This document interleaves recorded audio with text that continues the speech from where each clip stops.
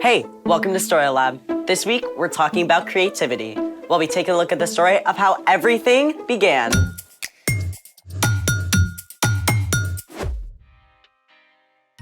Hey, I'm Skylar. And I'm Sebastian, We're talking about creativity. which is using your imagination to do something new. Looks like you're trying something new. It's supposed to be Actually, what do you think it is? Sea monster? No, it's supposed to be me. Oh. I'm a terrible artist. Hey, you don't need to be a great artist to be creative. You can find unique ways to solve problems or encourage people or create something no one has ever seen before. That's a relief. Actually, today's guest creates things no one has ever tasted before. I like the sound of that. His name is Mac. He makes amazing cakes and treats. Please tell me he's going to bring in some of his creations. Yep. Hey, Mac, we're so excited to have you here in the Story Lab. It's great to be here. And we're also excited to have this. Yes. It's a vanilla cake that has a edible drip on it and even has candy on top. And you made this all from scratch, like nothing from a box. It's all from scratch. I'm impressed. Wow. So how did you get started baking? Well, I just made cookies one night during COVID and it was really fun. So how did baking turn into such a big thing for you? Well, one of my mom's friends actually had an anniversary coming up and she asked me to make her a cake. And when she posted it, it kind of just started from there. What do you enjoy most about baking? I really enjoy decorating and bringing smiles on people's faces, especially during COVID. All right, so what are some of your favorite bakes? Definitely a 10-year anniversary cake I did for this amazing organization called Heart for Africa. Basically, they asked me to make this huge 3-tiered cake. It had so much candy and even had donuts on it, but it was so much fun. That is awesome. What would you say to kids who want to discover their own creativity? I would say that anyone can be creative, and if you have an idea, don't be scared to keep pursuing it. Is there any chance we could try making this cake deliciousness for ourselves? Sure thing. All right, let's all say it. Let's make it! Okay, so first we have this pink icing, and this is called a rosette tip. So first thing we're gonna do is just make a small circle right here. You wanna try? Sure. Okay, Awesome. there you go. Okay, next we'll take this yellow color, and this is called a French tip. Then we'll just basically dot with this right here.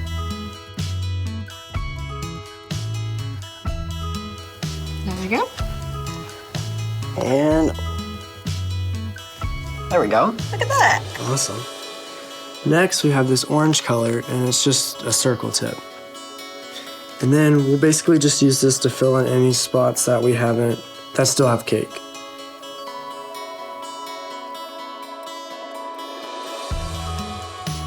There we go. Okay, is it sprinkle time? I think it is. Pass them over. Hey, you go first. Alrighty. A little bit.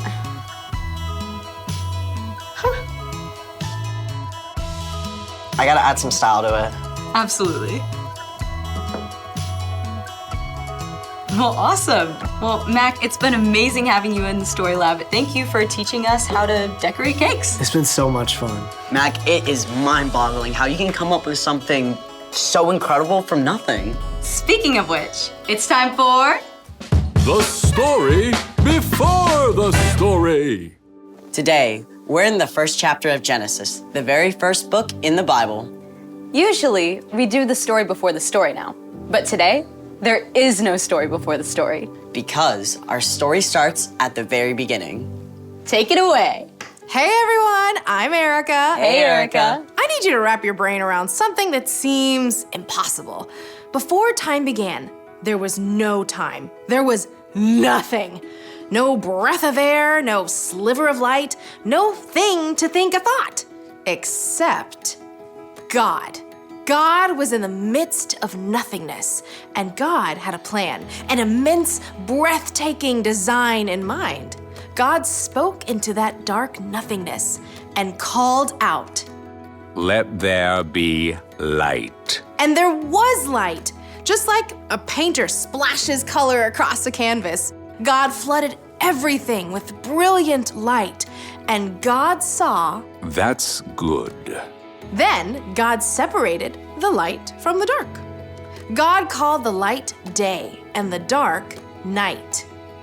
Evening faded to night, and then back to bright morning, the very first day. But God was just getting started.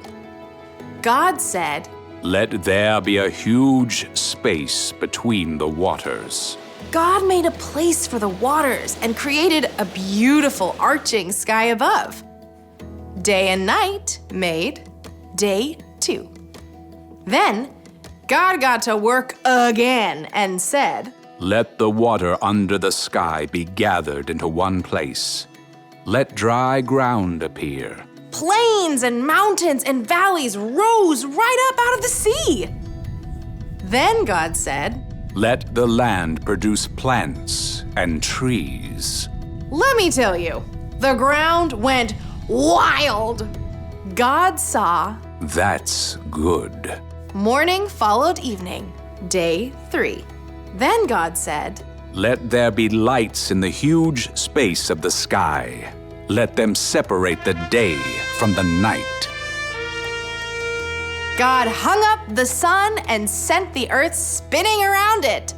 God set the moon in place and flung the stars and planets into the deep reaches of space. Okay, I gotta geek out for just a minute. You know how ginormous our solar system is? Well, it would take 2 years traveling at the speed of light to cross it. But then, think of our galaxy, the Milky Way. If the Milky Way were the size of the United States, our entire vast solar system would be as tiny as a teacup. And astronomers believe there could be 2 billion galaxies. Yeah, that's how immense and creative our God is. God looked at all the amazingness and saw. That's good. Evening and morning made day 4. Now God was really on a roll. On day 5, God said, Let the seas be filled with living things. Let birds fly above the earth across the huge space of the sky. And on day 6, God said, Let the land produce every kind of living creature. And God stepped back and saw. That is good. But day 6 wasn't finished yet. In all this incredible world God had made, there was nothing quite like God. So God said, Let us make human beings so that they are like us. Let them rule over the fish and the birds and all the creatures. God made people to reflect a little bit of who God is to the world. God's compassion and joy and creativity. God said, Have children, so there will be many of you. I am giving you every plant for food. Then God took a look at the whole creation and saw. It is very good. That was day 5 and day 6. And on day 7, God rested from all that amazing, brilliant, creative work. The end. I cannot get past the whole 2 billion galaxies thing. God is so much bigger and so much more creative than we can ever imagine. That's so true.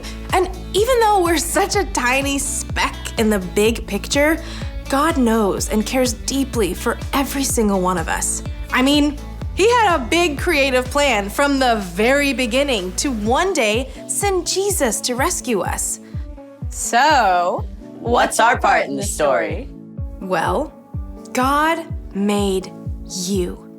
And what's more, you're created to reflect a little piece of who God is to the world around you.